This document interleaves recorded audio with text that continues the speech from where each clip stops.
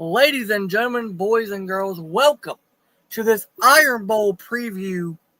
Happy Saturday morning. It is 9 a.m. here, 10 a.m. on the East Coast. If you're on the East Coast, thank you for hopping on and joining. Shout out to Nick Frazier of Watercoolertalk podcast for helping me throw this together last minute and for making the thumbnail. We're going to talk about Lane Kiffin. We're going to talk about what happened last night in Texas. We're going to talk about, obviously, the Iron Bowl. I'm a Bama fan. He's an Auburn fan. So we'll see how that goes. And we're going to make our game picks for today of who we think will win the rivalry games. Feel free to comment in down below. Let us know your thoughts on the Iron Bowl, on Lane Kiffin, on the Texas situation, on game picks.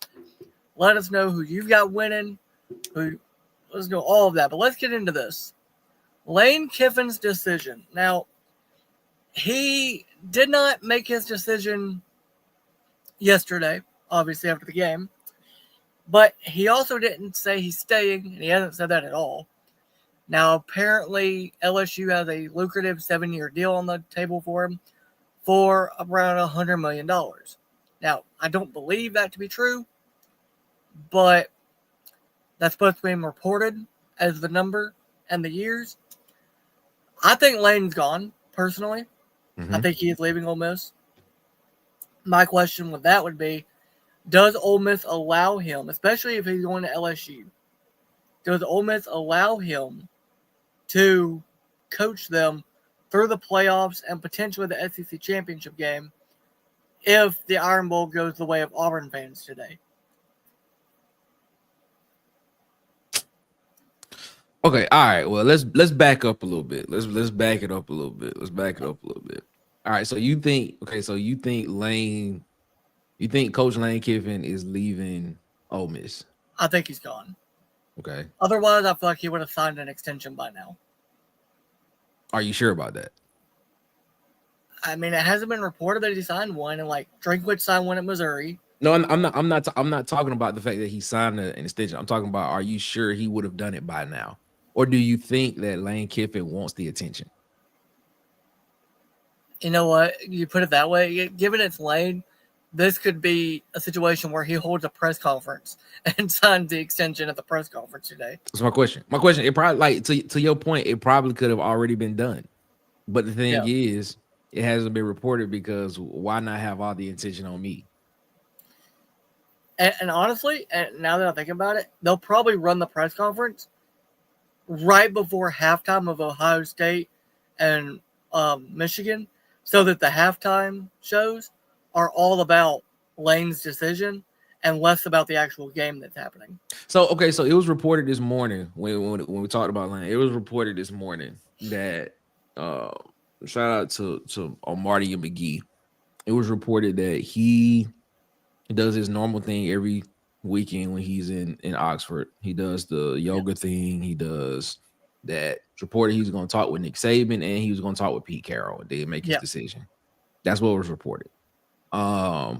So to that effect, I'll say this.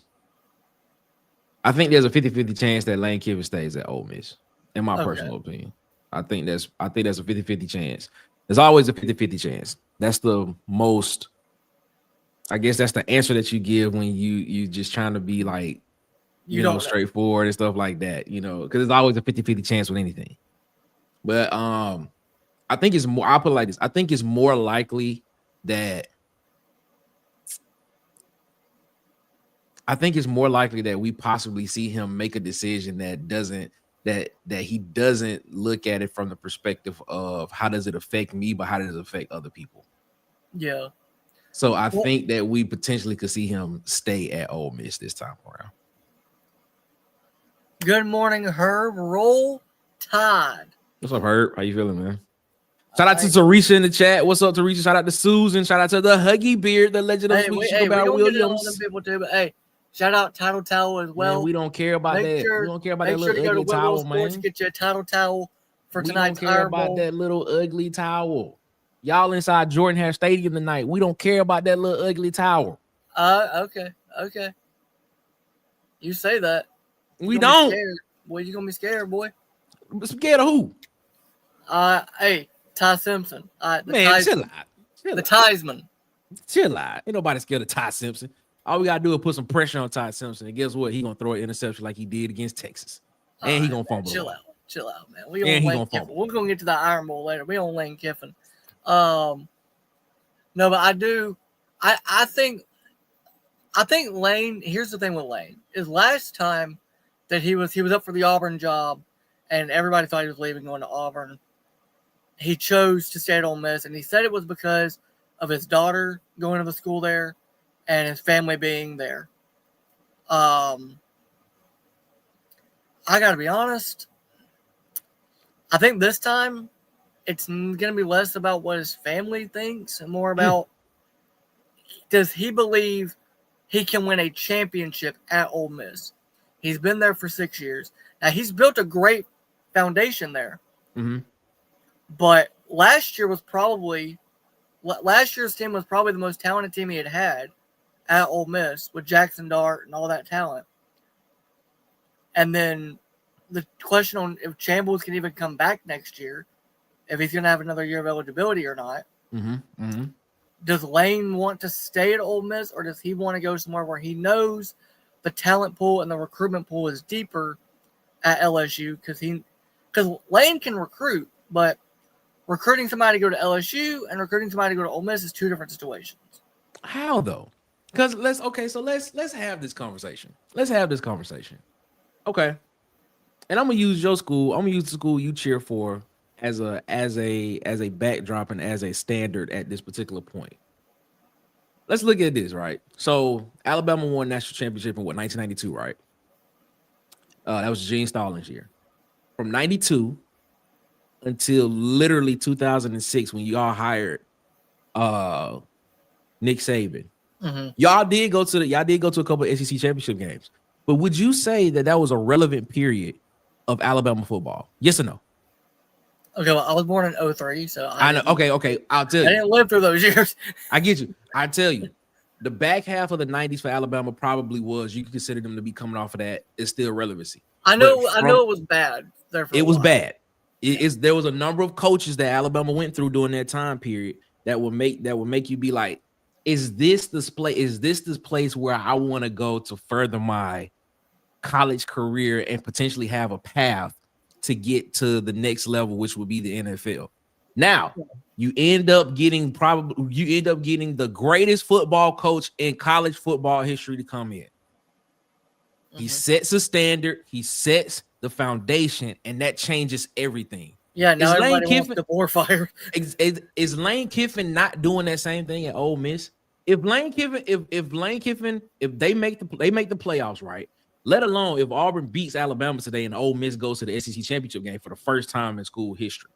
If that happens and they make the playoffs and they win in the first round of the playoffs, do you not think talent is going to want to come to Ole Miss and play for him there? In the words of my guy Tez, you know what he says? Trophy cases are the best recruiting tool. I mean, fair, but that's what he said. Trophy cases are the best recruiting tools. If you are able to put proof of concept on the field and you able to show it. See, Herb got a point there. We're talking about the 90s. Today you missing the whole point, Herb. I said you missing the whole point. This is what I said. I said during that time period, when you saw that time period, was Alabama a relevant program that people wanted to go to? And then guess what? After you got the coach, the proverbial best coach in college football to come in and set the standard, now talent wanted to come because they saw the proof of concept and what could be done. Is Lane Kiffin not building that at Ole Miss right now? Has he not shown the proof of concept? The only thing he's missing is actually a playoff appearance and actually making it to the championship game. But here's the thing, though. In that 6-year span that he's been at Ole Miss, LSU's won a national championship. Yeah, because they had a generational quarterback and 2 generational wide receivers. Yeah, but they won it with Ed Orgeron. You don't think Lane can get the same talent to follow him? Yeah, but I get what you I understand what you're saying though, but if you have it at where you are right now, if you are on the cusp of doing that at Ole Miss, why would it be different for somebody not want to go to that would not want to go to Oxford? Have you been to Baton Rouge before? No. It's not like it's not that different. I feel like the only difference is just the only difference is the brand of LSU, just them 3 letters. That's the only difference. Okay, you want to go back in the past. Let's look at this. Because before Saban got to Alabama, he was at LSU. He won a national championship, right? Correct. You're right. He did. Then it was Les Miles, won a national championship. Then it was Ed Orgeron, won a natty. Hugh Freeze is the one dude that couldn't do it. But all those guys won one national championship at LSU. If Lane goes and wins 2 of them, he now becomes the greatest coach at LSU for football.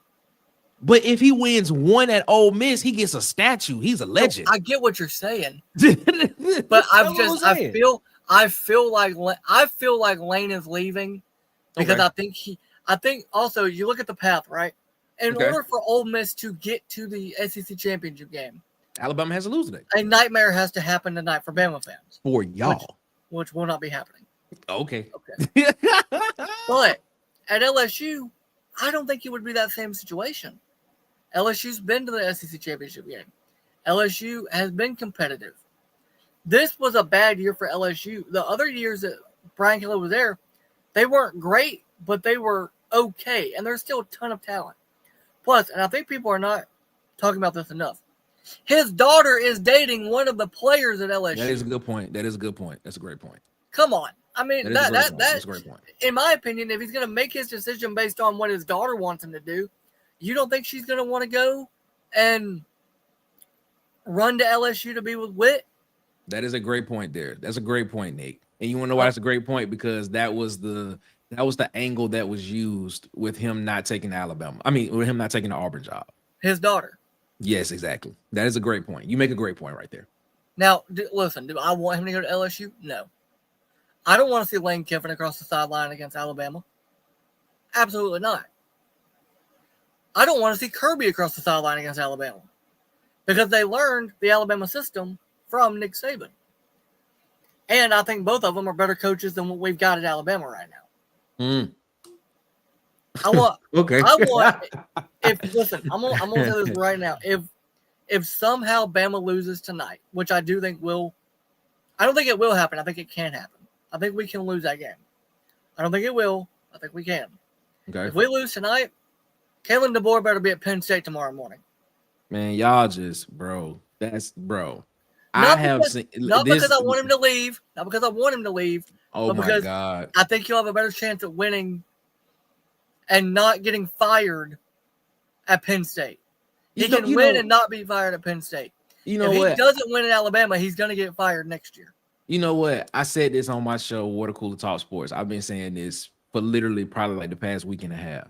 I said the standard that Alabama has set for themselves for the past 17 years, is it too high of a standard for them to attain now? Is it too high for this current Alabama program to attain? I think with the current climate of college football, with the NIL and the transfer portal, and you look at what Vanderbilt's doing, you look at what Ole Miss has done, you look at what Georgia can do, Texas, A&M. I think Alabama can still win national championships, but I don't think it's going to be near as dominant as what it was when the selling point was come play for Nick Saban. Now the selling point is come play for Kalen DeBoer.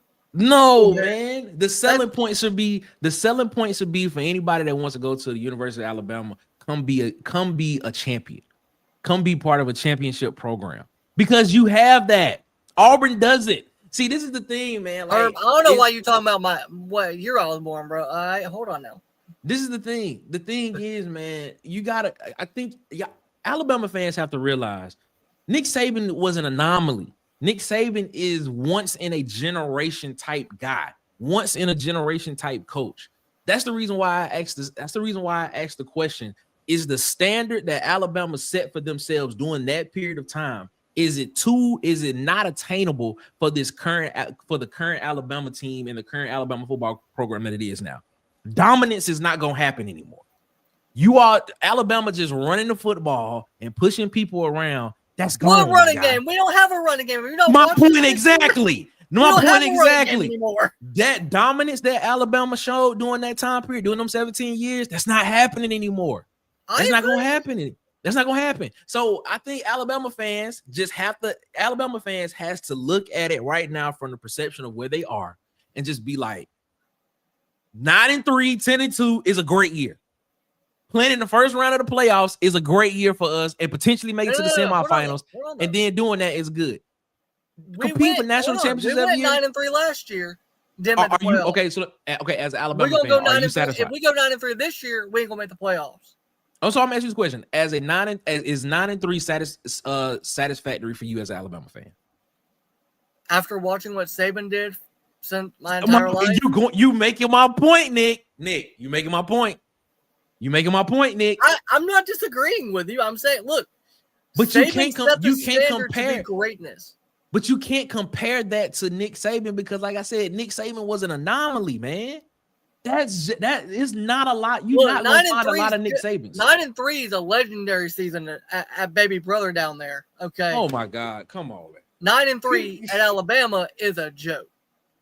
Come on, it's okay. All right. I got you. Nick. I got you.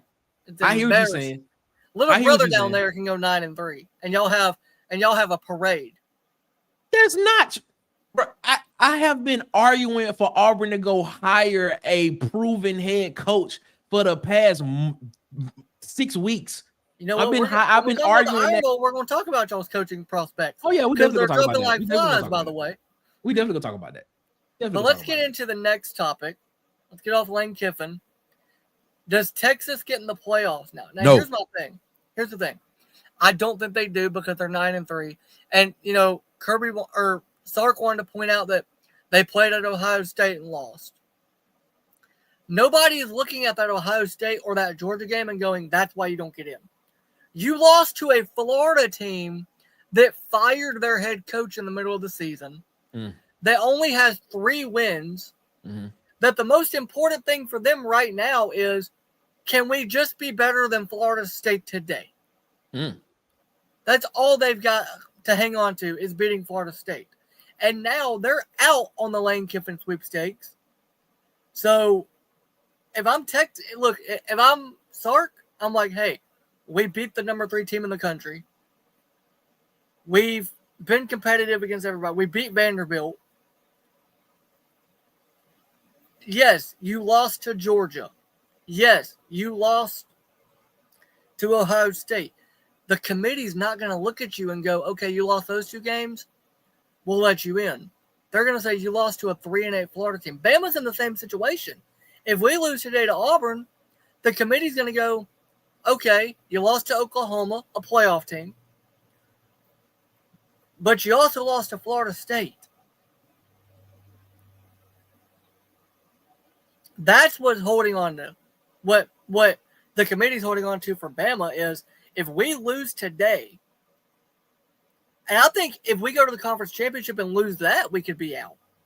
Because we're right on that cusp. And they're going to go, y'all lost to Florida State.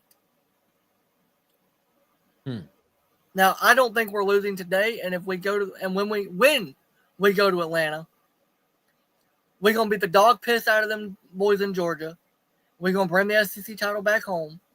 We're going to go to the playoffs. We're going to dominate everybody, and we're going to win a natty. That's my goal for this year. Okay. I think we can do that. Now, as I say that, I also remember we're playing at Jordan-Hare at night, and I don't love it. Get ready for that loss, my guy. I don't listen. I don't know who approved the Iron Bowl to be at night at that haunted mansion y'all got there. Man, it's not haunted. On the plains. I don't like it. It's not haunted. It is a great place to be. It's the loveliest village on the plains. That's Gravedigger. The loveliest village on the plains is what it is.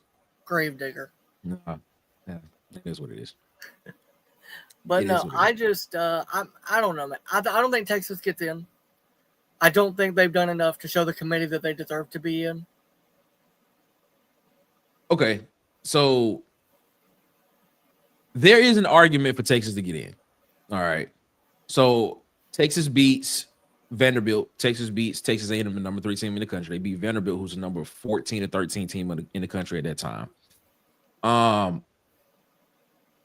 When you look at Texas and you see them, this is why a lot of people.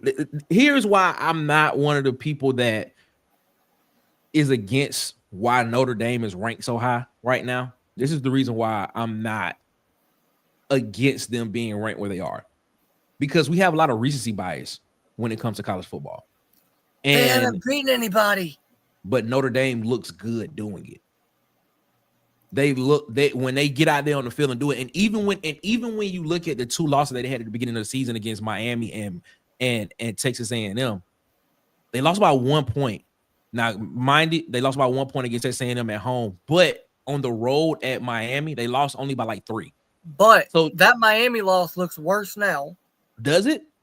I think Miami's so. sitting at number 11 right now, and yeah, with an outside chance to get into the ACC championship game. Yeah, way outside. They got to have a lot of things happen. Hey, otherwise, they got to hope that they're an at-large bid. Hey, Ole Miss had to have a lot of things happen, and guess what? If one thing happens tonight, they in the SEC championship. It ain't gonna happen. Okay, all right. Don't say that. Don't say that. All I'm saying is after the game, bragging boy. All I'm saying is, yes, you saw what, and I'm using Notre Dame as an example. The reason why I would not put Texas in the playoff is because of the way they looked in these games. Case in point, Vanderbilt, they come out against Vanderbilt in a home game. They get up by what? 20 plus points, 21 points going into the fourth quarter, something like that, or midway through the third quarter, going into the fourth quarter. Diego Pavia and Vanderbilt comes back and makes it a 3-point game. They come back, kick an onside kick, and if it wasn't for an onside kick that's fumbled and recovered out of bounds, Ole Miss is going to drive that ball into either field goal range and kick a game time field goal, or they're going to score. You look at a game like Mississippi State. Now, granted, Mississippi State was up 24 points. By the way, credit to you. You were high on State this year. I remember that. I was high on Mississippi State. Hey, you were 1 game off from your predicted record. I was 1 game away. You look at games like that. You look at the way that they played in these games. They have not looked good in these games. And I can actually make the same argument for Georgia. Georgia has not looked good in their wins. You look at Auburn. Auburn was up 10-0. Auburn should have won that game. A fumble on the goal line changed the game in that game. Now, Auburn still had time in that game to make it a game and win. Auburn ain't got no offense, bro. Well, they didn't at that time, but it's a different story now. Derek Nick, shout out to Derek Nick, should be the OC. But then you look at a Tennessee team. A missed field goal, that game goes into overtime, and Georgia comes back and wins. I'm sitting here looking at it, man, and I'm sitting here saying, man, when we look at how these teams look against the competition, how they look, that's what the committee looks at as well, too. That's the reason why Notre Dame is so high, because Notre Dame out here beating folks 70 to whatever the score is, 70-7. And they out here beating teams that just look like that same Syracuse team Notre Dame beat 70-7 was, if I'm not mistaken, had a 10-point loss against Tennessee. 10 or 11-point loss against Tennessee. They also beat Clemson at Clemson. Exactly. Look, here's the thing. As an Alabama fan, I would like for us to be higher than Notre Dame, because when you look at the gauntlet we ran through, Georgia, Vandy, Missouri, South Carolina, Tennessee, LSU, like we went through a gauntlet this year. So I would like to see us higher than what we are, but I get it. We lost to Oklahoma at home, and the offense looked like crap against Oklahoma. No, the offense didn't. Nick, our offense looked bad against Oklahoma. Nick, your offense. Listen, bro. Your offense did enough to win the game against Oklahoma. You know what cost y'all that game? A missed field goal by Connor Talty. Don't mention that. Listen to me, okay? That name cannot be mentioned today. Oh, okay. It's about to be mentioned, because trust me, he gonna miss like 3 of them. Hey, today. no, we can't. We have to score touchdowns today. We cannot allow him to have to kick a field goal. It's got to be extra points. You know what? I'm so mad at Alabama. You know what? I'm not even mad at Alabama. I'm mad at South Carolina. Because if South Carolina would have made him kick that field goal at South Carolina, y'all would not have a chance at the SEC championship game right now. They let that man score, bro. Hold on. I know exactly who Herb's talking about here. I'll tell you in private, but I know exactly why he commented that. What you mean? Oh, saying whoever your guest is. Oh, I didn't see it on the screen. My bad. Yeah. I know why he commented that. I'll tell you in private. Okay, cool. But no, I think Texas has an argument, except for they looked bad against Georgia. They did. And I mean, yeah, they looked good yesterday for a quarter and some change. Yeah, like the last the last quarter of the third quarter and the fourth quarter, they look good. Like let's not forget it was a circus catch by Ryan Wingo. Shout out to Ryan Wingo for making that catch because he's been dropping some of the most routine balls all season.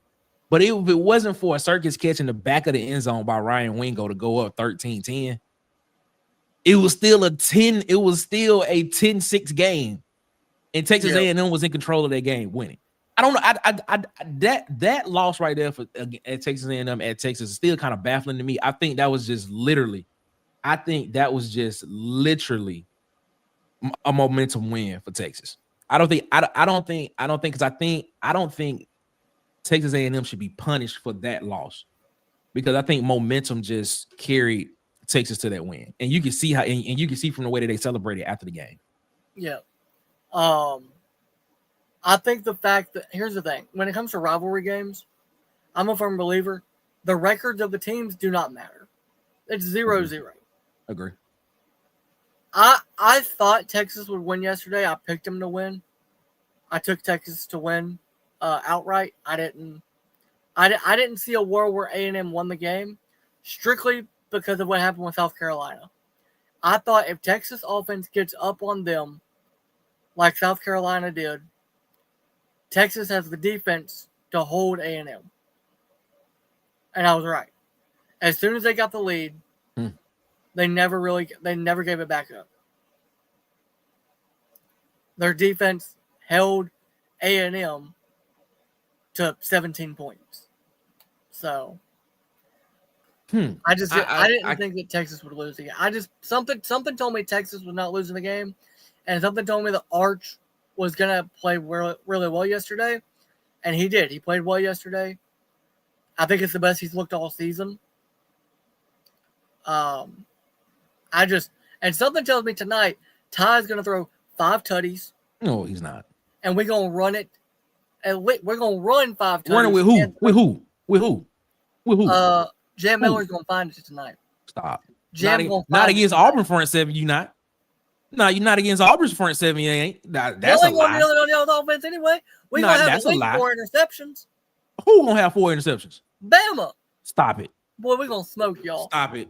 Y'all Stop gonna be it. begging for mercy. This man smoking that stuff. He's smoking that skag. Shout out to Coach Biggers. Man, boss man, you smoking that skag, boy. Nah, man. After that first quarter, y'all gonna be begging to leave. Nah, bro. Nah. Like I said, Alabama fans living in that fantasy land that Nick Saban built. I'm telling you, man. Come on. Let's come on, bro. Come on. All right, let's get into this. So I'm interested to hear your opinion on this. Okay. How far will A&M fall? I don't think they fall that far. I think they're still a top 10. I think they're still a top 10 team. No, I think they're in the playoffs for sure. Yeah. I just wonder, do they go on the road for a playoff game, or will they get to host one? I think they'll host a playoff game. I think they'll end up being. They'll be between. I think 7. Excuse me. Yeah, that's what I'm thinking. That they'll be like that 6-7 round. That 6-7 period. I don't think they fall that far. I don't think they fall that far at all. Because like I said, that's a loss on the road at Texas is not. It's not bad. Because if you make the argument for Texas, okay, Texas beat three top 15 teams. You make that argument, okay, you lost to what's considered a quality opponent. Now, when you put in there that same Texas team lost to a Florida team that lost to USF, I mean, you can try to hide that, But I sit here and I say, man, nah, man, I don't think they fall far at all. I think they are. I'm with you right there. I think they 6 or 7 when it's all said and done. Yeah. By the way, shout out Tez, dude. So he Yeah, was man. on Urban Raj podcast this last week. Yeah. Awesome, dude. That was a fun watch, man. I gotta get him on the show sometime. Yeah, shout out to my guy Tez, man. He might be watching now. He might just be watching. He probably ain't commented yet. Shout out to B Sharp in the chat too, man. Your fellow Alabama fan, my 4-6 homeboy from Tuskegee, man. B Sharp, Sharpshooter Sports Talk. Shout out to him as well. Yeah. Yeah, I think they 7 at the most. I don't see them because they lost a 10-point game on the road against a rival. I just don't see. I see them going to 7. That's where I'm at too. Let's get into the fun now. Here we go. This is what I was waiting on. This is what the people want. This is what the people want. We're gonna dog walk y'all tonight. No, y'all not. The Iron Bowl preview. Now, guys, it's playoff hopes for Bama. It's the coaching carousel for Auburn. Now, I will say this. This is who I think Auburn needs to hire him, remove the interim tag, make him the head coach because of how he's galvanized this team. I think DJ Durkin deserves a shot to be the head coach. At the way he has galvanized his team, the way he's got that team playing right now, I think DJ Durkin. But also, who are y'all going to hire? The North Texas coach is gone, right? Mm-hmm. Drinkwitz re-signed with Missouri. Mm-hmm. Clark Lee's staying at Vandy. Now, you could go get the South Florida coach, but I think he goes to LSU if Lane stays at Ole Miss. So, who do you want Auburn to hire? Well, let's clear some things up. So yeah, you are right. Eric Morris, offensive coordinator in North Texas, is now the Oklahoma State head coach. Alex Golish, the South Florida head coach, all but has the Arkansas job locked up. Yeah. The leading candidate right now, well, for the past week, has been one John Summerall from Tulane, but I think he goes to LSU.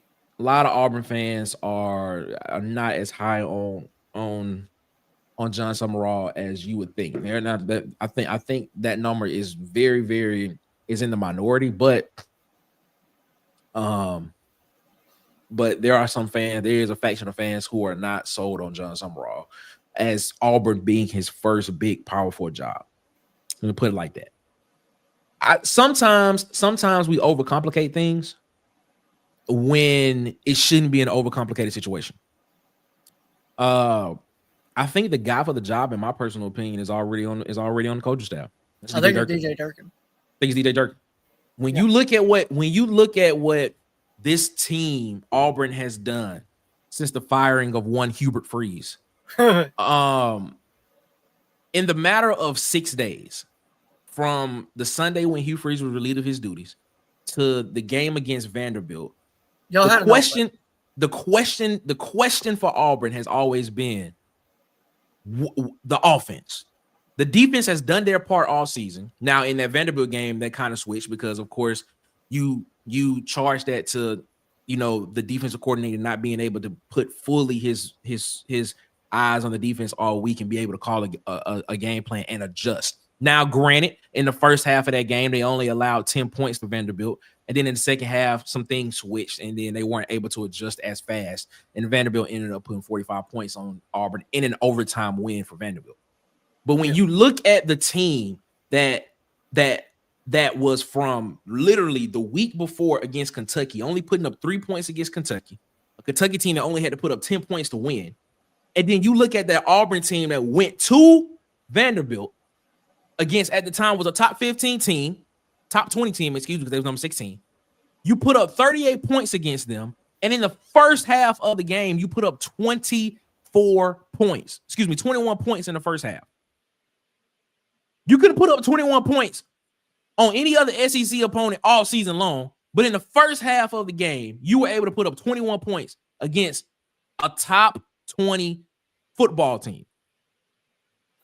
and then proceed to put up 38 points and have the game go to overtime with an opportunity to win. You saw Cam Coleman go off in this game. You saw Eric Singleton get his touches. You saw Jeremiah Cobb get his touches. You saw Ashton Daniels look like a competent quarterback. The offense looked competent. Yep. Derek Nix and these guys on the offensive side of the ball look like they were able to finally do their work. You ever, if you have a MacBook and you clear your cache on the MacBook, it allows your MacBook to breathe. That's exactly what this offense looked like with those coaches on that side. They look like they could finally breathe and they could finally just call what they've been calling all season long in practice without any type of hesitation or any type of distraction, the middleman in between making calls. That's what it looked like. When you give coaches the ability to do what you hired them to do, which is coach, this is what happens. You see in 2 games, an offense averaged 50 points a game, put up 100 points. You see a defense that, yes, the defense had some problems against Vanderbilt in the second half, but then you see that same defense come back against Mercer, who has a really good offense, by the way, and has a quarterback that I think is going to be an NFL, that could be an NFL quarterback. He's just a freshman. Have that type of game come in and only allow them 17 points. I sit here and I look at it. I say, man. Listen. Sometimes you overcomplicate things. Sometimes you get in love with name recognition. Shout out to Tez for that. That's another Tez drop. Sometimes you get in love with name recognition.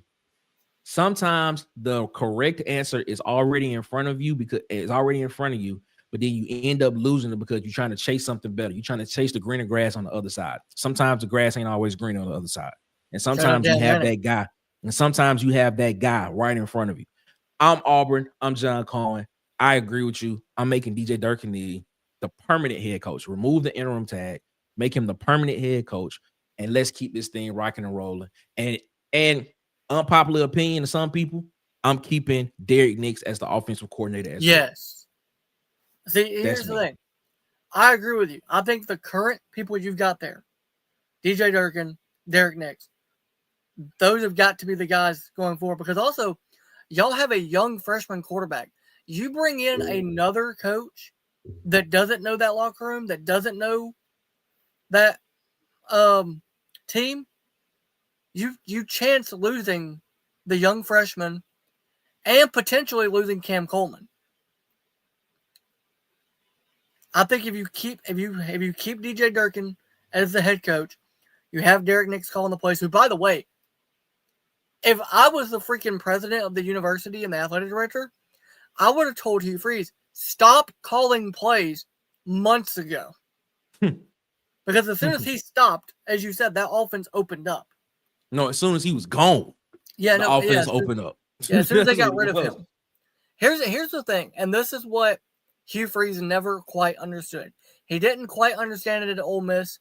He didn't quite understand it at Liberty, which it worked for him at Liberty because it's Liberty. But he never got it at Auburn. In this conference, you have to be a CEO type head coach that just manages everything and lets the guys in place that you hired them to do a job, let them do their job. He never understood that. He wanted to be the reason the offense did something. He wanted to get the credit for the offense.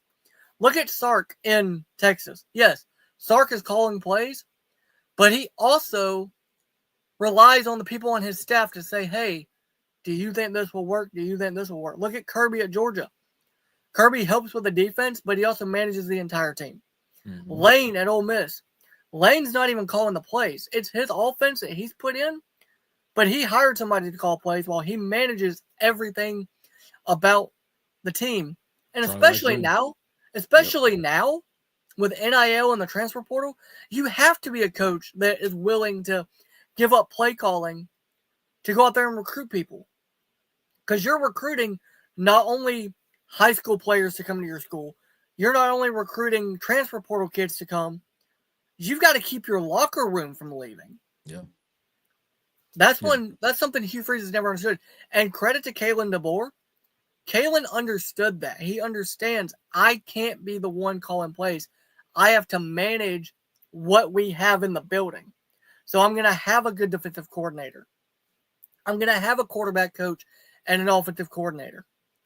And by the way, shout out to our co-offensive coordinator for getting the Oregon State job. Hate to see him go. I'll forgive him eventually. I'd like for it to not be. Well, my thing is he did it the day before the Iron Bowl. He takes the job the day before the Iron Bowl. Oh, man. He couldn't wait till after. Why At he least ain't Lane getting? waited until after the Egg Bowl to make his decision. I was just about to say that. Why he ain't getting the same criticism as Lane Kiffin? I was just asking. Because he's not Lane Kiffin, apparently. Mm-hmm. Well, at least Lane's waiting. At least Lane waited until after the Egg Bowl. He's like, I'll wait. I'm gonna wait to make my decision. Which now that we've talked about it though, I think he is staying. Otherwise, he would have tweeted something last night. I feel like. Lane wants the attention, man. He wants the attention. He wants the attention. Like the attention. He's the pettiest head coach in college football. He loves the attention. This is the thing, man. Shout out to Lane Kiffin, man. And I'm not mad at him for wanting the attention. I'm not mad at him for wanting it. You know what I'm saying? Because that's what you need in this era. You need people, you need eyeballs so people can be interested in you. That's the reason why, yes, you're winning football games, but let's have a frank conversation about Lane Kiffin. What has Lane Kiffin accomplished on the football field that garners that type of attention that James Franklin should not have gotten? He's turned Ole Miss into a winning program. Or excuse me, that James Franklin should have got. James Franklin has been to a college football playoff. He was a possession away from being from playing a national championship game. Lane Kiffin hasn't done that. And Lane Kiffin is about to be, if you believe the reports, one of the highest paid coaches in college football, whereas James Franklin is just taking less than $42 million at Virginia Tech. Just make it make sense, man. Attention, bringing that attention to yourself cost him, allow him to have a little bit more money in his pocket. And I ain't mad at him, bro. Shout out to him. I completely agree. Hey, credit to Lane, by the way, because now, here's the thing. Lane has set himself up because when he left FAU, Ole Miss took a chance on him. They gave him a chance after leaving Florida Atlantic. Was it really a chance? Nick, was it really a chance, though? He had been a head coach at Tennessee, and he was 76 his first season, and they were they were showing progression. His reputation. Look, it's a lot of coaches out here that have bad reputations that become head coaches. Art Browse just got hired back in college football, and mind you, it's not Power 5, it's not even Group of 5, anything like that. He's back in college football. A lot of guys have reputations, but was it really a chance? He was the head coach at Tennessee with 76 his first season there. Then bolted to go to USC, which was his dream job because he had the opportunity to follow the guy that mentored him in Pete Carroll. Yeah. Then got fired on the tarmac. Everybody knows that story. Went to Alabama to be the OC and rejuvenated his coaching career. Then went to FAU, won a couple of conference championships there, and then Ole Miss was like, all right, we're going to get Lane Kiffin, the hottest name out there. Was it really a chance though? A chance. I think it was a chance to coach again in the SEC. Okay, all right, let's say that. As a head coach. I take that. Because let's be honest, FAU, they're a nice little group of 5 school, but they're not. I mean, a Power 5 program. I don't think anybody other than Ole Miss would have hired Lane to be their head coach, other than maybe Auburn. Which had he left Ole Miss to go to Auburn a few years ago, I can tell you right now, as a Bama fan, I would have never forgiven him. If he goes to Auburn. Why? Because I don't want to see him across the sideline every year like I have to see Kirby. So now, at least Kirby didn't go to our arch rival. If he went to... Oh, you don't know the story, do you? Hey, Kirby didn't go to Auburn, okay? You don't know the story, do you? I don't think. Did he go to Auburn? Kirby Smart. This is... So Kirby don't ruin Smart. Kirby for me. I already hate him enough. I'm about to. Just based off of what you said. Kirby Smart was all but going to Auburn back in 2014, if I'm not mistaken. When they were 2014, 2015, when they was trying to get rid of Gus Malzahn the first time. He was all but going to Auburn. Kirby did that to me. He asked for full control of the program. And it was a no-go from there. The reason why Kirby is at exactly. Shout out to Jermaine. Shout out to Jermaine. The reason why Kirby is at, that's part of the story. The reason why Kirby is at Georgia right now is because South Carolina was getting ready to hire him, and Georgia was like, "Nah, we ain't about to let that happen." So they fired Mark Richt and hired Kirby Smart. But before that happened, Kirby Smart was on his way to become the head coach at Auburn. You know what? That makes beating Kirby every year even better. Wow, that one little thing changed your whole perspective on it. Here's the thing: I respect Kirby for what he's done at Georgia, just like I respect Lane for what he's done at Ole Miss.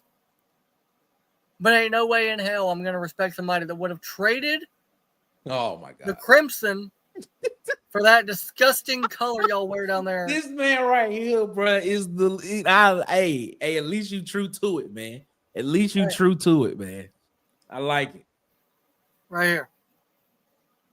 Time to tell all day. At least you true to it. At least I'm gonna be waving this all night when we win.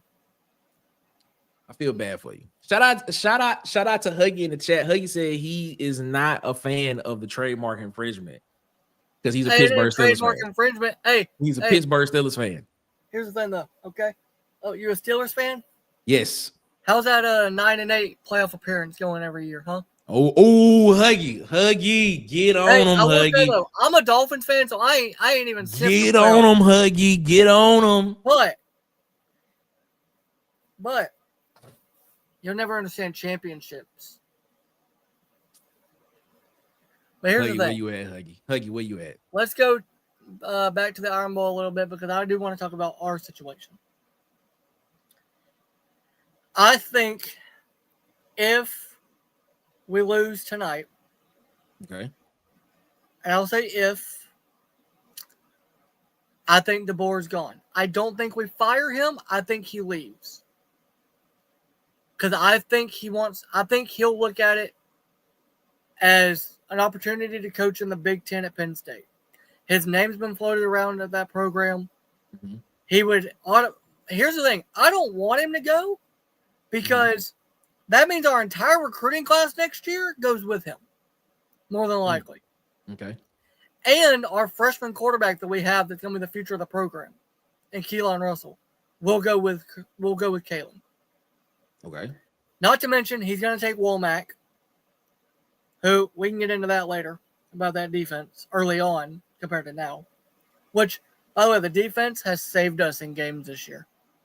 Let's just call it what it is. That defense has saved us in games. I'll give y'all that. I also think we would lose Nick Sheridan, the quarterback coach, and I also think we would lose Ryan Grubb. I think our entire staff would go with Kalen. But I think if because fans got, and I'm guilty of it. Look, I didn't want to hire Kalen when we hired him. I wanted Lane. I wanted us to find a way to get Lane Kiffin to Alabama. I know Kirby's never coming back, but I really wanted us to hope that Lane would come back. But according to reports, the boosters and the program didn't want Lane. Why, I don't know. He understood the program. He knows what it's like to run a championship organization. But Kalen DeBoer was a hot name. I know Mike Norvell was also mentioned. Thank God we didn't get him. Thank God Florida State paid him what they paid him and kept him there. So I didn't have to see him on the... Could you imagine if we got Mike Norvell, bro? I would love it. It would be bad. It would be so bad.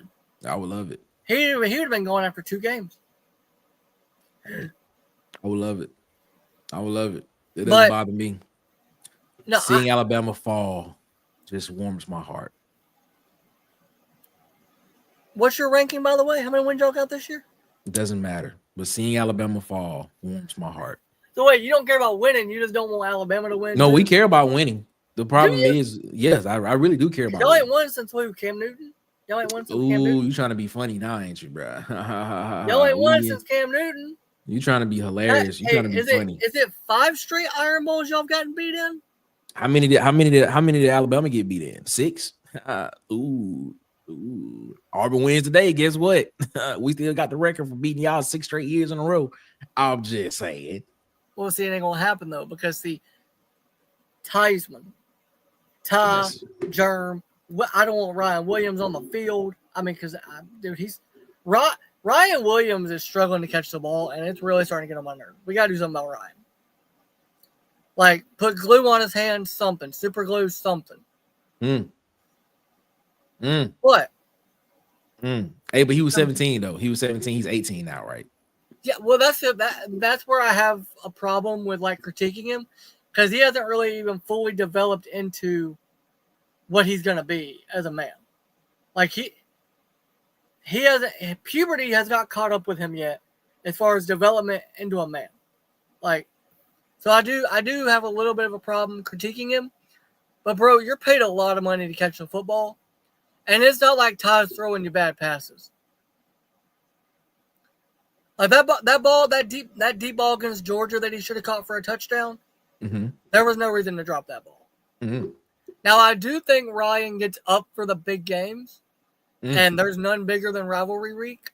So I think he'll play well today. Obviously, Jerem's going to play well. Us not having Cuevas is going to kill us because that's the safety blanket for Ty. And if y'all's pass rush does what I think he's going to do. I'm telling you, Ty Simpson is going to be in. Caden Proctor is going to be all over that offensive line. He's going to be Stop it. He's going to throw y'all out the club. Y'all tackles have been revolving doors all season. You get the right pressure. Get the right pressure on Alabama's tackles, revolving door. Man, Welcome Fomby is probably y'all best. Best offensive lineman. Welcome Fomby. You know what's really sad? Our best running back is our left tackle. But you hilarious. You hilarious. You hilarious, bro. I'm not kidding. He's probably the best one we've got. That man said, y'all tackle is probably our best running back, bro. Actually, the best running back we've had on our roster is playing for Michigan today. Yeah, that's what I'm talking about. Y'all should have did everything y'all can to keep Justice Haynes. And guess what? I wanted to keep him, bro. I wanted him to go. Justice Haynes is like, I think he's like 140 some yards away from 1,000-yard season, if I'm not mistaken. I don't want to. He's probably going to get that today too against Ohio State. Well, you know they got Ohio State. You know they got the two-headed running back, man. I don't know. It was supposed to be a joke, Jermaine. That's why I said it. Welcome Farmby. That's the reason why I said that. It's a joke. But it is what it is. We got problems. But our defense. Who y'all starting at quarterback today, by the way? I don't even know. Ashton Daniels. No, it's Ashton Daniels, sir. I want it to be Jackson Arnold. Well, that's not gonna happen. But y'all paid Jackson so much money to. We did. Auburn did pay him. That was the previous guy. He ain't there no more. The previous guy went in and scouted him. He not there no more. And I want to say this. I don't think a lot of this. And listen to this. Jackson Arnold has had the worst luck for any college quarterback in college football history. I feel the bad. Guy that recruited him out of high school left and went to be the head coach at Mississippi State. Yep. The guy that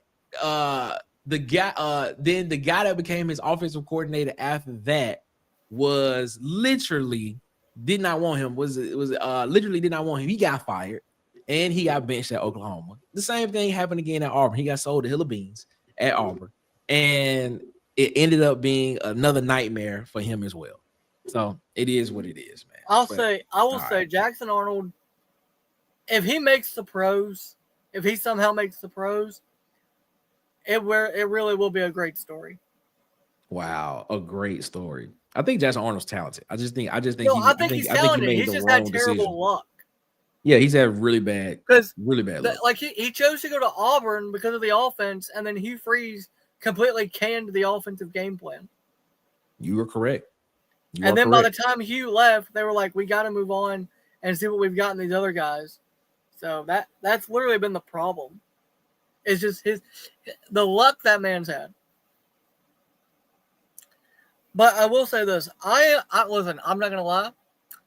I am nervous for this game tonight. I am worried about this game tonight. As you should be.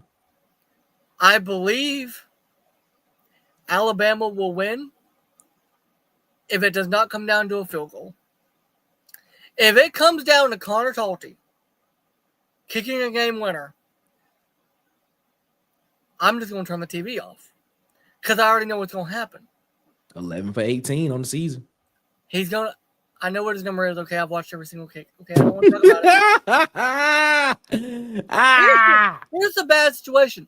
We got no kicker. Our running backs are a revolving door. Our offensive line has not been consistent all year. The only consistency we've had is Ty throwing to Cuevas and Germ. Well, Cuevas is out. So there goes Ty's safety blanket. Y'all's pass rush is elite. Thank you. I'll give credit. Y'all's pass rush is elite. Y'all's defense is probably... Y'all's defense will be the toughest we play all year because it's a rivalry game. Oklahoma don't add that little caveat to it. It's the toughest defense you'll play all year. I don't know. Oklahoma was pretty physical, man. Here's what I'm worried about, though. Here's the thing, though. Y'all have a better pass rush than Oklahoma did, and Oklahoma got home on time. That's what I'm worried about. Y'all's pass rush is y'all got Kendrick Falk, don't y'all? And he's playing Falk tonight. Is there. Kieran Crawford is there. Don't forget. I've got him being a first-round pick, dude. Falk, yeah, I've got him being a first-round pick. A lot of people have Kendrick Falk in the first round. A lot of people have him potentially top 10. Let me see. I did a mock draft. Where did I have Falk at? I had Kendrick Falk being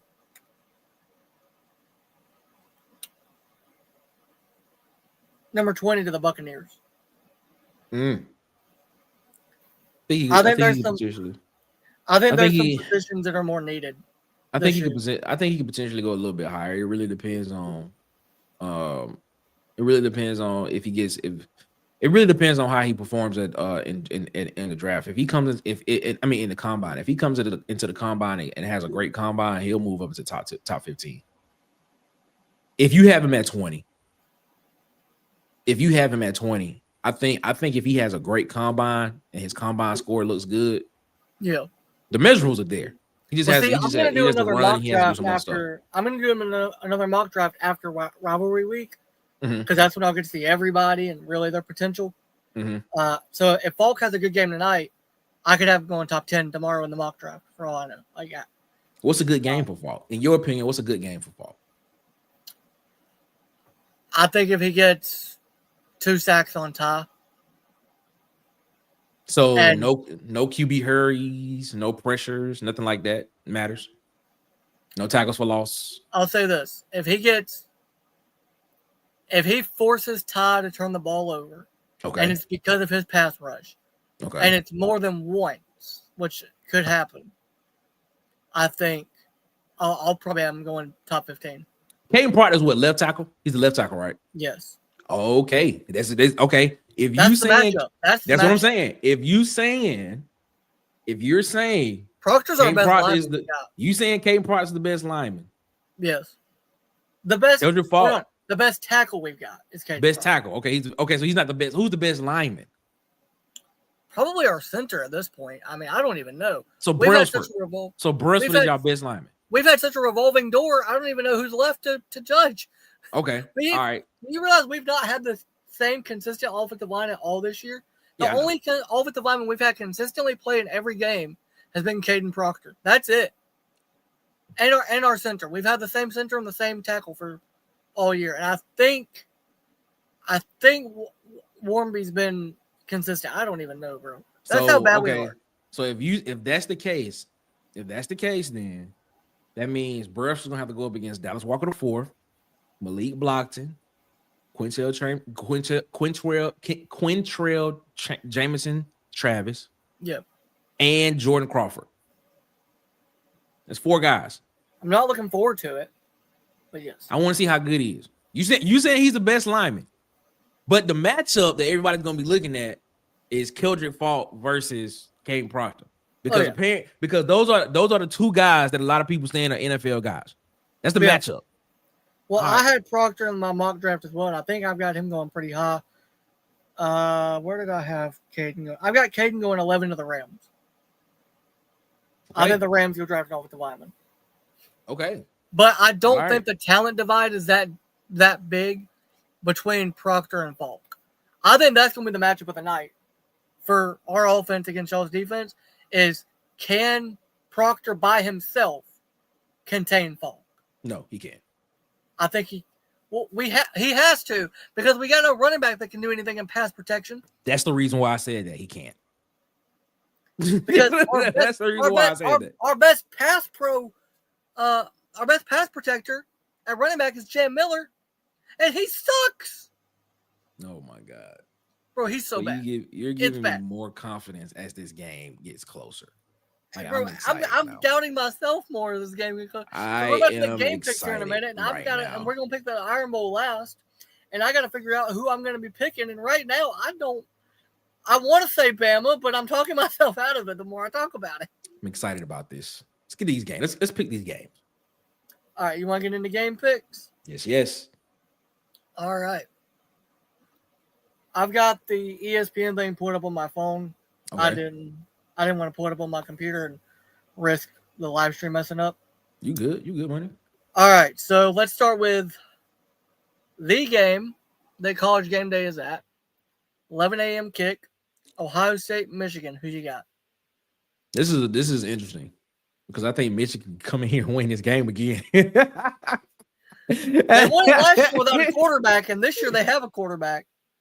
Bruh, I really think I think Michigan can come in and win these games again. That'll make it what, 7 in a row they've won? Something like 4 or 5, something like that.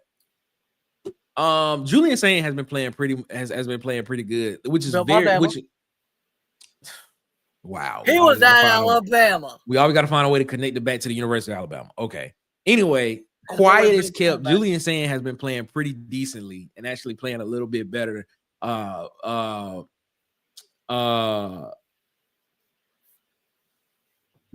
last half of the season. There's not been a lot of talk about Julian Saint. This game is at Michigan. Ryan Day got his national championship last year. But people still want him fired if he can't beat Michigan. Yeah. I'm gonna say I'm gonna go out on a limb, man. I'm gonna say Michigan win this game, man. You got a score prediction? I don't know about a score prediction. I got a score prediction for the Iron Bowl, but I don't know about this game. Oh, I got a score prediction for both. Okay, all right. So I don't have a score prediction for the game, but I think Michigan can win this game. I think Michigan wins this game. Yeah, I got Michigan winning. See, I'm right there with you. I think Michigan wins. Because here's the thing. We've seen Michigan tested. They played Oklahoma early in the year. We have yet to see Ohio State play anybody of relevance. They played Texas at the beginning of the year. Okay. Of relevance, it's going to potentially make the playoffs. Like, okay, Texas is their test. They beat Texas. But that was before Arch Manning really got a hang of how to be a starting quarterback. Arch Manning still ain't got a hang of how to be a starting quarterback. I want to see the DNA test. I want him to prove that he's a Manning. I don't believe that man's got Manning blood in him. I think he was adopted. What? Okay, let's not get into that. He can run. His uncles can't run. Stop it. His grandfather was a dual threat. Well, in this time of age, he would be considered a dual threat. Archie was good. Why do you think his name is Arch? I know why Archie was a dual threat. Hey, he can throw and run. All I'm saying is his uncles would have made the playoffs. Okay. All right. You can't deny that. All right. I think Michigan wins it, and I've got a score prediction. Okay. I think they win it 21-3. I don't think Ohio State scores. What? I think Ohio State gets a field goal. That's disrespectful. Because here's the thing, though. Michigan can run the ball, and they'll control the clock. That's disrespectful to Ohio State. Okay. Come on. That was a joke score. That was just all right. I was about to say, come on. My real score, 28-27. I think. Okay, so a 1-point game. Yeah, I think it comes down to like a last minute. Sayan's got to have a touchdown drive, and they don't get it. Okay. All right, let's get to this next game. We're not going to pick all the games, obviously, but let's get to the ones that can mean something for playoffs. Pitt and Miami. That's a good one. The ACC mess. This is a good one. Cade Bill, offense coordinator for Pitt. Miami trying to win because they still need a lot of stuff to happen for them to get into the ACC championship game. including they have to win. Yeah, and Pitt just beat down Georgia Tech last week. Yep. And then Georgia Tech comes out and plays a hell of a game against Georgia. They just couldn't put a touchdown on the board. Yeah. One touchdown in that game. Man, one touchdown in that game is the difference. That tells you a lot. One touchdown in that game was the difference. I watched that entire game, yeah. Wow. That was basically an even football game all the way around, but one mistake was the difference in Georgia winning that game. Man, that's wild. Pitt, Miami. Man, Pitt looked good against Georgia Tech. They did. Keep in mind, Miami is 6.5-point favorites. Yeah. But it's at Pitt and it's gonna be cold as everything. Oh, it's at Pitt? Yeah. Oh, give me Pitt. And it's gonna be cold. Give me Pitt. Okay. Give me Pitt to win that game. Give me Pitt to get 2 back-to-back wins on the season. This would be their second loss of the season for Pitt? Second or what? No, not second. Pitt's lost 3 games. So they lost 3. So they lost to Notre Dame, remember? They got blown out. That's right. Yeah, they got blew off the field by Notre Dame. I remember they were trying to hype that game up, man. I turned away from the game. They hyped it up until the head coach goes, we could lose by 100. It don't matter. Bro, I turned away from the game. And literally, I turned away from the game for literally like 7 minutes. And I turned back to the game. It was 14-0 already. I said, what the hell happened? I was like, this is wild. But hey, it is what it is. Yeah, give me Pitt to win that game. All right, you got a score prediction for that? Nah, I didn't think of scores. I just think of who will win. The only one I got a score prediction for is the one we're going to pick at the end. That's it. All right. I got to be honest. I think Miami wins it. Okay. Because they have to. Because, I don't see a way that they get into the playoff as an at-large. I agree with you. I think they have to win. And I know a lot of stuff has to happen for them to get the conference title. But they got to handle their business regardless of what else happens. That part. They've got to beat Pitt, and they've got to look almost as good as Notre Dame did beating Pitt. I don't know if that's going to happen. Because they have the win over Notre Dame. I don't think it's gonna happen because, I don't think Miami's as good as Notre Dame is right now, even though they beat Notre Dame at the beginning of the season. Yeah, I think Notre Dame. I think if Notre Dame and Miami played again right now, I think Notre Dame would beat them by 10 points. Yeah. All right, let's do another SEC game. Well, 2:30 on ABC right before the Iron Bowl. We've got LSU against Choklahoma. Wow. I've been calling Oklahoma Choklahoma all year. Who you got, LSU or Oklahoma? It's at Oklahoma. Yeah, I got Oklahoma winning that game easily. Yeah.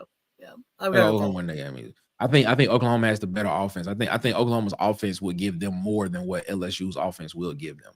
So, I think LSU's just lost their reason to fight. They're just waiting on Lane's decision at this point. Man, LSU's offense has been bad all season. I mean, I agree. The Florida game. LSU's defense turned over Florida's offense 5 times and only put up 20 points on the board. They only won a game by 10 points. It's not a good offense. No, I agree. Not a good offense. And again, I think LSU's at a point where the team and the school is they're just waiting on Lane to make his decision. Probably what it is. They really don't care. Yeah, probably what it is. What's up, Robert? What's up, Robert? Marcus' #1 fan. Good morning, Robert. Let's go to the next game. It's going to be another SEC matchup. Okay. Vanderbilt and Diego Pavia versus Joey Aguilar and Tennessee. This is in Knoxville. Yes, it is. Tennessee is 2.5-point favorites. Who you got, Tennessee or Vandy? I tell you one thing about this game. A lot of points are going to be scored. Whatever the over is in this game, take the over. Oh, yeah. Well, the over is 66.5. Take the over. 6.5. Take the over in this game. Yeah. Take the over. A lot of points going to be scored in this game. Joey Aguilar, one of the best passers in college football.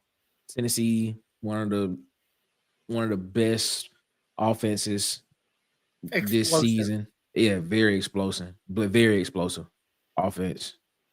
Can score quick too. But Vanderbilt is a balanced football team. Vanderbilt has a really good defense, and they also have Diego Pavia in an offense that's actually really, really balanced. It can beat you a number of ways. Give me Vanderbilt to get a win on the road. You think Pavia does it? I think Pavia does it. Give me Vanderbilt. Give me Vanderbilt, the Commodores, the Fighting Diego Pavias. Vandy Chris, I'm rocking with you, my guy. Vandy Chris, Vanderbilt gets a win on the road. Okay. Yeah, I gotta be honest. I got Vanderbilt as well because I think they have more to fight for. Because they're also in that mix of fighting for an at-large. Yep. I don't think they make the playoffs, but they're right there. They need the win, especially after Texas won last night. And I think Pavia. Okay. So you don't think they make the playoffs? Alabama loses tonight. You don't think Vanderbilt slides into that spot? I think it depends on how the Miami game goes today. Okay. Fair point. I think everything rides on the Miami game and the Bama game today. I mean, teams need to handle their business, but I think those two games will determine who gets in. Fair point. But okay, well, here's the thing. Like, would you put Texas in over Vanderbilt? Because Texas beat Vanderbilt, but Texas is also a 3-loss team, and Vanderbilt is a 2-loss team. I would probably take Texas. Oh my God. Come on. I would take Texas. Come on. Here's the thing, though. I gotta be honest, though. It's a little bit of bias because I like Arch. I'm happy you said that. Thank you so much for saying that, though. I like Arch. A lot of people wouldn't say that. I like Arch. I personally do not like Diego Pavia. I think he's way too arrogant. I think he tries to be like Johnny Manziel. He's just not as talented as Johnny Football was. But I think he wins football games, though. What are we talking about? He wins. He wins football games. Here's the thing. This is why I'm out on Pavia completely. Okay. When they came to Tuscaloosa to play us this year, him in pregame taking kneel down warm ups killed him for me.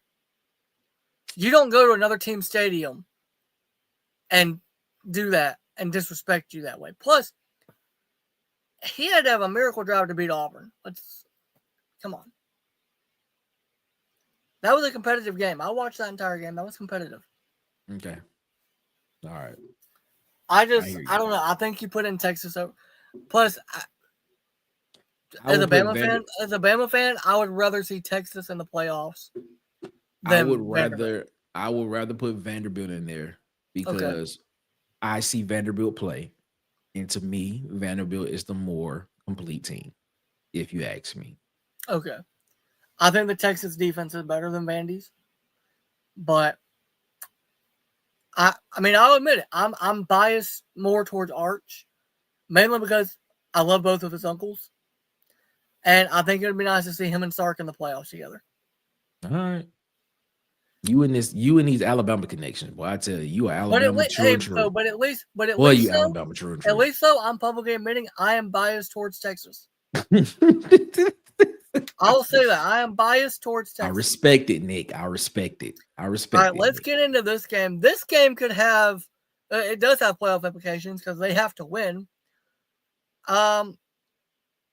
It's Tulane and Charlotte. Do you think Tulane wins this game? I think easily. Yeah. Charlotte's what, like 2-8, 2-9, 1-10.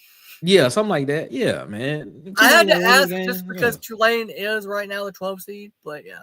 And they should not be. That should be James Madison at that 12th. No, I agree. I think if Tulane somehow blows it and loses this game, James Madison's in the playoffs. Mm-hmm. All right, let's get into the game. The Iron Bowl. I know. Where friends become enemies, and I will not speak to you again after this show until after that game. That's fine with me. But just know, when it happens, Oh, I know. Hey, listen. If your team wins, if little brother wins, this guy, I will expect a message from you. But let me tell you right now, when Alabama takes over Jordan Hare, expect a message from me because it will be coming. In fact, you'll be live tonight, won't you, during the game? You'll be live. I surely will be. We So definitely I'll will be pop live in. during the game. So don't be into that live stream right after that game ends because I'll be coming in there. We definitely will be live for the entire game. Actually, we'll be live for the entire game. You stay a little longer because I'll be in there. Hey, I'll be watching. We will be waiting for it. We will be waiting for that presence, your presence to hit, because we want you to see. I want to see the agony on your face. If Bama somehow loses this game, then my phone's gonna be broken for the next week. That's all I want to hear. That's it. All right, man. You are the guest. I know who you're going with. What's your score prediction for the Iron Bowl? At the beginning of the week, I actually predicted Alabama to win this game at the beginning of the week, 31-30. See, you're a good man. This is what I did at the beginning of the week. That was Sunday. This is Saturday. I have went through a whole week. I have looked at a lot of situations. I have talked to a couple of people. I have tried to see exactly where this game potentially go.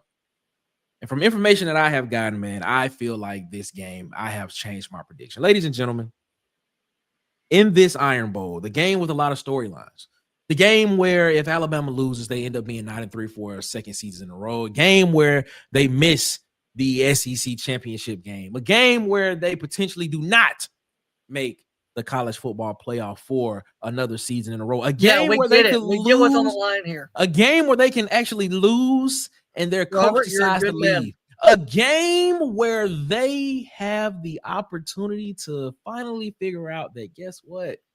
Nick Saban's not there anymore. That's standard. We're aware that Saban's not there. That standard is a little bit hard to attain. A game, Joel Klatt. Joel Klatt. I got smoke for you for days, Joel Klatt. A game that you said is not in the same hemisphere as the Michigan-Ohio State game. But it's better. Agree. That's a whole other conversation. But, ladies and gentlemen, man, get that off the screen. Get that off the screen. I didn't fully see what was said until after I clicked on it. Yeah, get that off the screen. In fact, ladies and gentlemen. Hold on. The Auburn. Nah, you good. You good. I got it. I was gonna remove the comment. Do you know who it is or? No, I don't know who it is. He just comes in and like in all our shows, he comes in and spams the comments. Oh, he's on. Okay, he's on your thing. You'll have to remove him. Yeah. He comes in and spams comments all the time. Yeah, ladies and gentlemen, this Iron Bowl, my bad, chat. In this Iron Bowl, ladies and gentlemen, the Auburn Tigers will become victorious and will walk out of here and will become bowl eligible with a win against Alabama, 34-30. War Eagle, baby. Let's go. You think it comes down 34-35? Why would it be 34-35? Is that what you just isn't that what you just said? I said 34-30. Okay. Auburn. So War Eagle, baby. Tim the Tool Man Taylor. What's up, my guy? How you feeling? What up, Tim?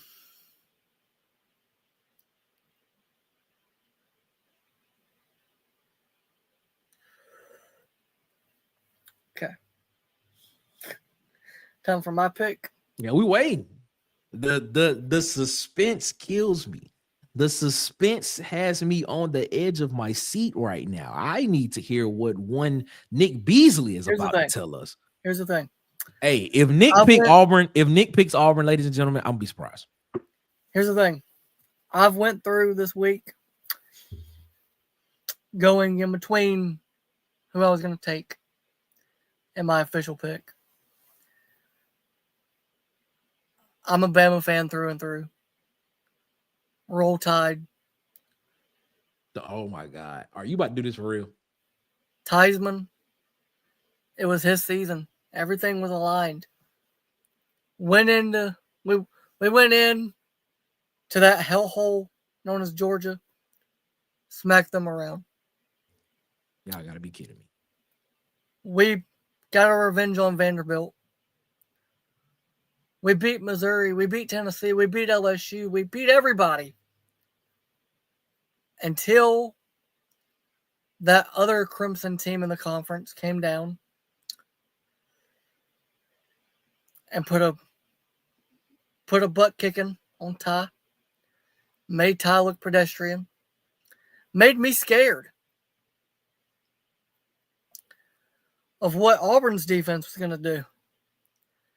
Then when I laid my head down last night on my pillow, I said, Bama's going to win this game. I am fully confident. Alabama is going to dominate this game. I had a score prediction earlier in the week. I had it been 28-10, Bama. But as I've sat here for the last hour and 20 minutes, and I've talked more about the game, and I've thought more about the situation that we're walking into. Just so y'all know, he trolling us. He trolling y'all right now, but go ahead. And that haunted nightmare that is Jordan-Hare Stadium. And as I hold the title towel, trademark infringement, and I look at, by the way, shout out Whitwell Sports. Hey, title towel, sponsor me. I already promote y'all enough. Just sponsor me. I'm already giving y'all free promotion. Come on now.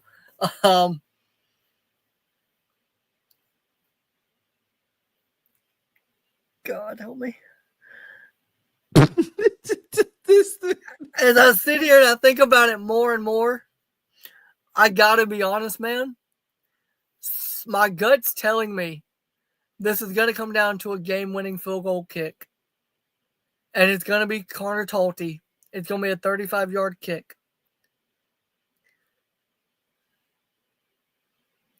I think DeBoer leaves.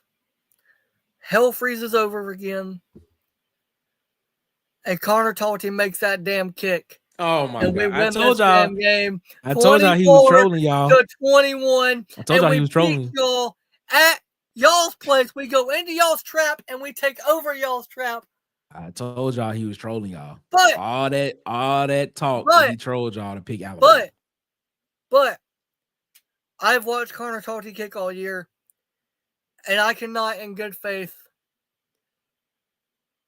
believe that he's going to make a game-winning kick. I think Auburn wins the game 17-16, and Talty misses the kick.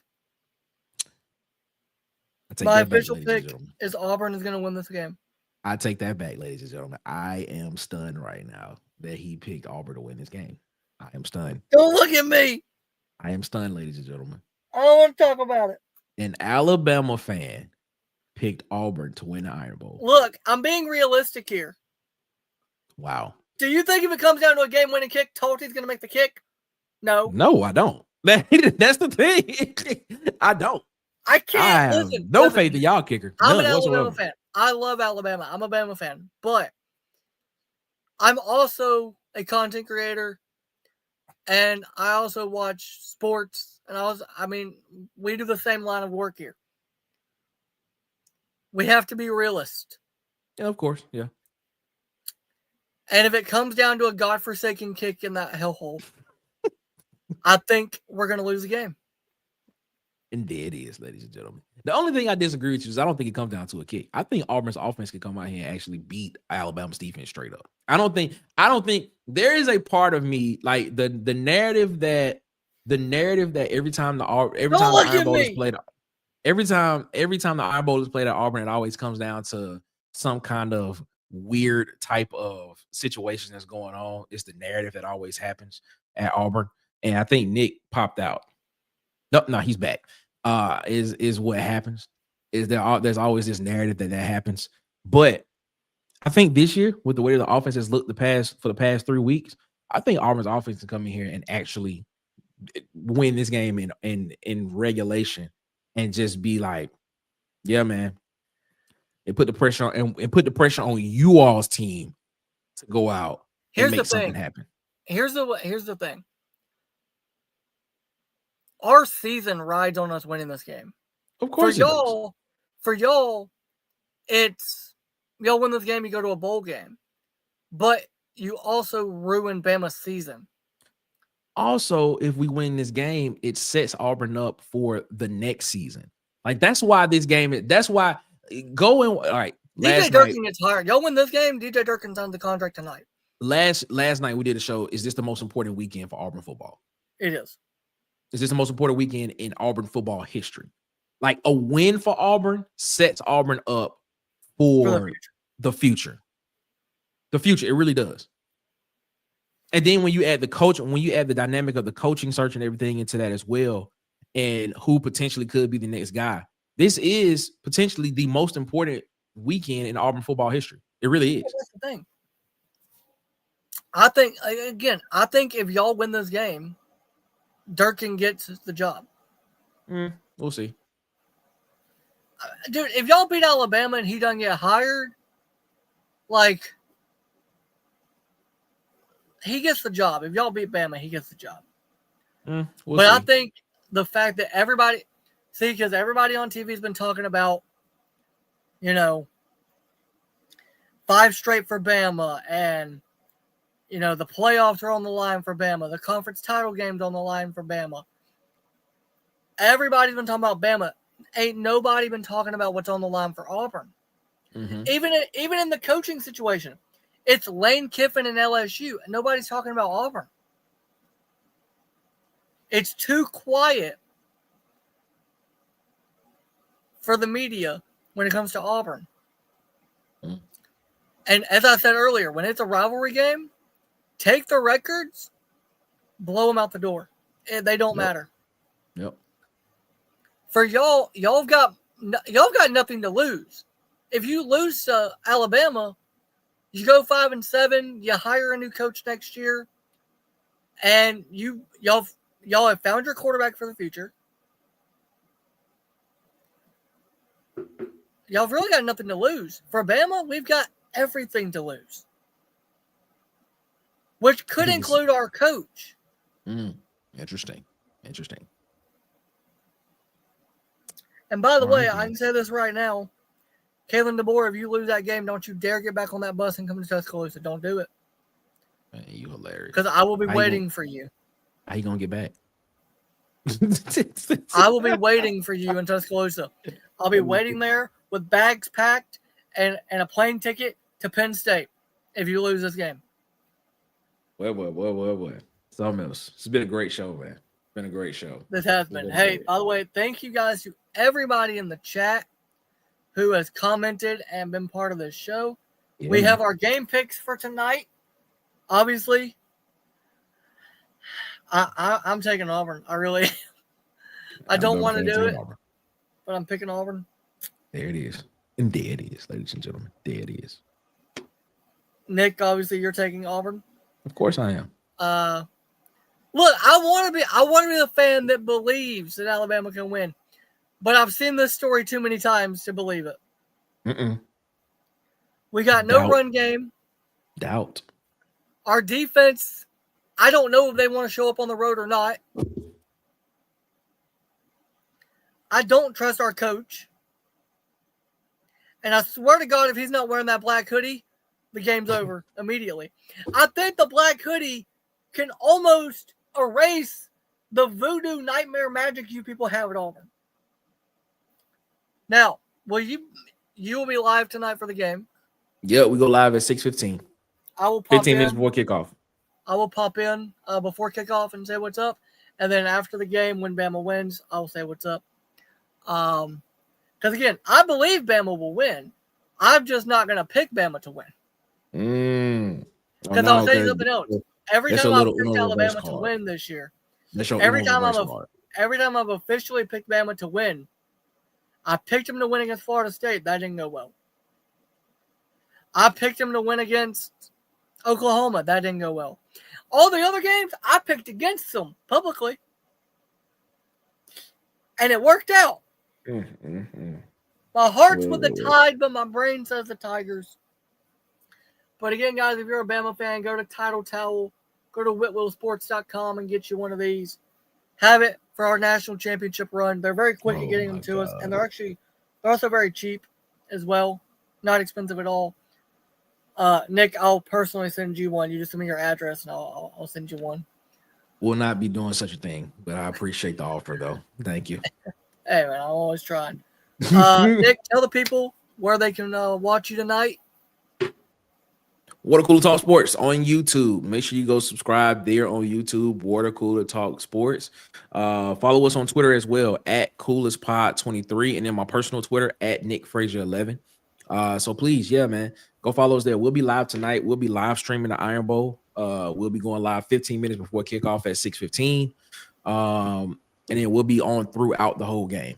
So come check us out. And then the official post-game reaction show will be over on Auburn_Addicts TV with DC Wolf, the mayor Marcus Fitzpatrick, and Auburn Tez. The official post-game reaction show will take place as soon as we're done in the locker room on Watercoolertalk Sports tonight, man. So please come check us out. Come watch the game with us, man. We're gonna have a great time. We'll see you then. Nick, thank you, man. Appreciate you for having me on your show and allowing us to simulcast it to the guys over on my channel. That was dope. So shout out to everybody that came into the chat and rocked with us. I know it's early and y'all came in and rocked out with us, man. So we appreciate that. But make sure y'all go over there and y'all subscribe to Nick's channel as well, the Nick Beasley Show on YouTube. Go subscribe to his channel as well, man. Great content. I met him at the Senior Bowl earlier this year, and we've been locked in ever since. So shout out to my guy, Nick. Yeah, hey, Nick, I appreciate you being on. Obviously, again, it was something I think I texted you on Tuesday. I was like, hey, can you do a show on Friday? Then I had something come up on Friday that then actually got canceled yesterday. I was like, well, we've already scheduled for tomorrow morning. We'll just do it tomorrow morning. Appreciate you guys popping in the chat, commenting, staying locked in with us. Because, again, like he said, it was early, 9 a.m. show. Probably not something we both wanted, but it's what we had to do with the holiday weekend. Hope everybody had a happy Thanksgiving. Hope everybody has a good Iron Bowl Saturday, a good college football Saturday of watching Ohio State, Michigan, which I've got. I mean, Michigan's going to win this game. Here's the thing, though. If they win this game and then Ohio State wins the national championship again, are Ohio State fans still going to be like, okay, but we still can't beat Michigan? Probably not, because they're national champions. Well, but they won the Natty last year, and the next day it was like, yeah, but can Ryan Day beat Michigan? Like, man, who cares? You're national champions, man. You won national champions. Bro, that's what Saban said. He was like, I would rather win the national title every year than beat Auburn every year. Although, to be fair, though, Saban did that almost every year. Wow, bro, you're hilarious. But Nick, again, I appreciate you doing this and simulcasting and making the thumbnail. Because you saved me a lot of stress and anxiety figuring out what the picture was going to be. So I appreciate you doing that. And doing the simulcast so we can have your chat and my chat coincide. I think we had one viewer from my channel, and that was Herb. And I think we had all the other ones from you. Shout out, by the way, to Herb and Raj. I'm sure they're going to be live tonight around the third quarter of the Iron Bowl. Depending on how it goes, we'll see how many times Herb changes clothes during the game. Because that's something Herb does, bro. When they watching the game, Herb's got like 40-something shirts and hats and stuff that he changes. If Bama's losing, he changes. If Bama's winning, he does it. It's crazy, bro. But hey, appreciate you being on. I'm looking forward to the post show tonight.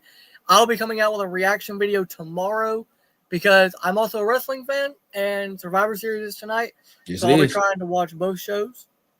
Obviously, going to be locked in more to the Iron Bowl than I will be Survivor Series War Games, but I'll have reaction for both of those tomorrow. Official game picks where we were both on Michigan. We are both on Oklahoma. We're both on Auburn. And we're both on Vandy. Actually, no, I think I was on Vandy, I think. Yeah, you were. Yeah. But again, guys, love y'all for tapping in. Thank y'all for tapping in. We'll get to some of these comments that have popped up here real quick. Huggy, I wanted to like you, bro, but then you come in here and this is what I gotta show on my screen, bro. That's my guy Huggy, man. You can't talk bad about my guy Huggy. That's the Huggy Beard, the legend of the sweet Sugar Bear Williams. That's the Rooster Mac himself, the Huggy Beard. Shout out to Greg, man. Shout out to Greg. Well, guys, again, we appreciate you guys joining. Reaction show for me tomorrow. Depending on how the game goes, it may be early and it may be real late. I may need some time. I'll say this. If we play well and still lose, I'll be more okay than if we come and look like garbage and lose this game. But also, guys, I have a Patreon. You do not have to pay for it. I post most of the content on there for free. Trying to get followers and subscribers to it. I'll go ahead and tell you guys the Patreon. There is a pay option. It's only $1 a month if you want content like that, but I mostly post that stuff on there for free. Put that last comment up on the screen for me if you don't mind. What you got? That's my guy, aka Auburn Thaw, also known as Fired Freeze. That's what I'm talking about. Shout out to my guy. Give him hell, kick him in the butt, Big Blue. Hey, that's what I'm talking about. Body getter, baby. We're down, baby. Let's make it happen. All right, guys, we appreciate you guys being on. I'll just post the Patreon in the comment section after the stream because for some reason my thing didn't want to log in. Oh, there we go. Now it's logged in. It is Nick Beasley Wrestling on Patreon. Again, guys, if you want to help out the channel, it is $1 a month. If you don't, I post stuff on there for free anyway. Mainly articles that I wrote. I wrote one about Brian Kelly being fired. I'm going to write a review of the Iron Bowl after that. And, of course, when Lane makes his decision, which I was kind of hoping would happen during our stream today. That probably won't happen till later on tonight. Bro, that game, that ain't happening until after Michigan. But, possibly.